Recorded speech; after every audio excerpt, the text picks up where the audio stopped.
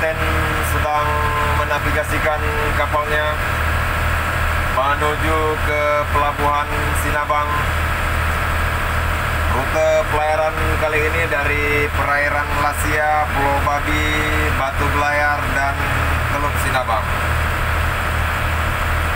Sang kapten adalah putra asal Simelu yang telah memiliki sertifikat keahlian nautika dan sudah memiliki sertifikat keahlian selam yang dididik oleh Komando Pasukan Katak Indonesia, bertempat di Tanjung Priok, Jakarta Utara.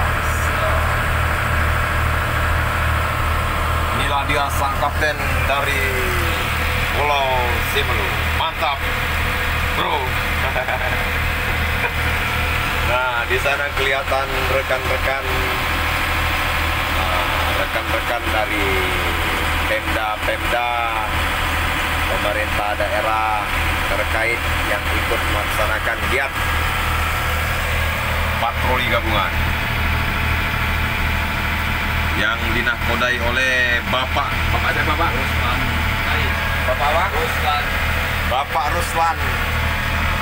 Ruslan.